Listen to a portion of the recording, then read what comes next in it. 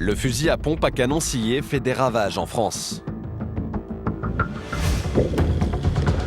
À l'origine, il s'agit d'un traditionnel fusil de chasse. Mais son canon a été artisanalement scié au plus court possible. Aujourd'hui, la plupart des saisies effectuées lors des affaires de braquage concernent ce type de fusil.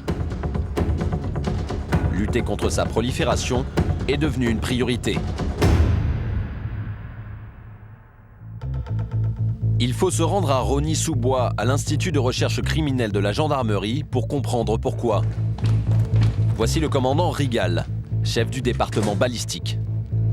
Il a sous sa responsabilité un stock de 7000 armes, la plupart provenant d'affaires judiciaires.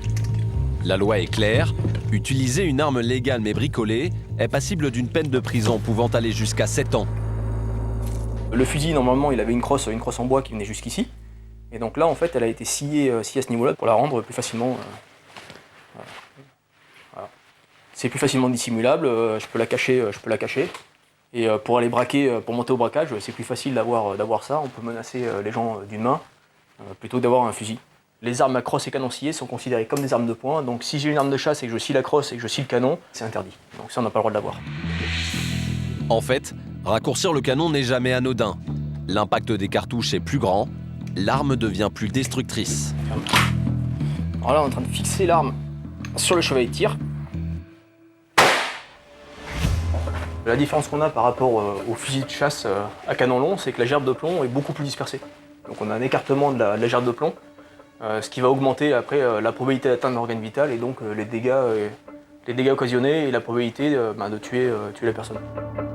Un seul tir au fusil à canon scié et pas moins de 50 trous sur cette cible. Sur un corps humain, les dégâts sont dévastateurs. Problème pour les autorités, avec plus d'1 million de chasseurs dans le pays, il semble aujourd'hui assez simple de se procurer un fusil sous réserve de posséder un permis. Lutter contre le trafic de fusils bricolés ressemble alors à un travail de fourmi qui nécessite une grande débauche de moyens. D'autant que la présence de ces armes, parfois même chez la petite délinquance, rend les enquêtes ou même les interventions très risquées. Certains policiers en ont fait la triste expérience. Alors qu'il était en intervention, un tir au fusil à canon scié a failli coûter la vie à ce policier. C'était il y a 7 ans, lors des émeutes en banlieue parisienne. Le 26 novembre 2007, je me suis rendu donc, en mission de service avec ma compagnie à Villiers-le-Bel. On se pointe le soir vers 18h, je crois, et rapidement on est mis dans l'ambiance. Bon, au départ, on a les choses classiques, des pierres, des barrières, tout objet qui décolle du sol. Et après, rapidement, 2 fonctionnaires de notre service qui étaient un petit peu en avant par rapport à nous disent attention, on est en train de se faire tirer dessus.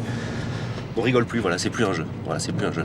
On se fait tirer dessus, donc on risque de se faire flinguer et surtout de perdre la vie. Et vous, il vous est arrivé quoi ce jour-là? Je me suis fait tirer dessus, tout simplement. Fusil de chasse, bon ça je l'ai su après. J'ai compris que je m'étais fait tirer dessus parce que forcément on ressent comme une grosse décharge électrique. Imaginez un violent coup, on va dire avec un fil électrique, quelqu'un qui vous tape dessus avec et vous sentez une décharge qui traverse tout votre corps. Ce jour-là, plusieurs dizaines de jeunes descendent dans la rue et ouvrent le feu sur les policiers. Ils veulent venger la mort de 2 adolescents tués la veille à bord de leur moto lors d'une collision avec un véhicule de police. Pendant 2 jours, la cité de Villiers-le-Bel connaît des affrontements sans précédent. 7 ans plus tard, David a accepté pour la première fois de revenir sur les lieux du drame. C'est l'endroit où on se fait tirer dessus avec mon service. Plus précisément, on était positionnés sur le rond-point et certains étaient sur la butte juste à côté. Combien il y a eu de blessés par arme à feu ces jours-là dans vos services? 98 blessés, sur 2 jours, entre le 25 novembre et le 26 novembre 2007, blessés par arme à feu. C'est du jamais vu, ça, quand même. C'est du jamais vu. Ça, c'est jamais vu, effectivement. Et j'espère surtout que ça ne se reverra pas. La difficulté, c'est que, peu importe, policier ou pas, ils nous tirent dessus, ça pose pas de problème, en fait. Limite, c'est devenu normal. Incapable de marcher pendant plus de 3 mois, le policier mettra 1 an à s'en remettre. Aujourd'hui, David porte encore les stigmates de ces émeutes. Il est condamné à vivre avec des plombs dans le corps. Radio du 26 novembre 2007. Voilà, il y en a un petit peu partout après. Les mains, les bras, le dos. Là, j'en ai 18 encore dans le corps. Et c'est le problème des fusils à cadencier. Lorsque ça tire, voilà, ça va un petit peu partout, ça s'éparpille là où ça peut rentrer.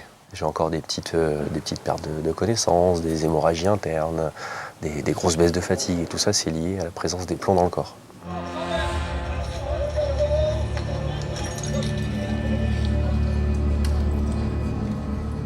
Ça fait quoi, David, de revoir tout ça?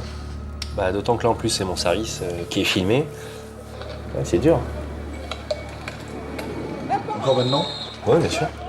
C'est le genre de souvenir qu'on n'a pas forcément envie de revivre, tout simplement. C'est pas plus compliqué que ça.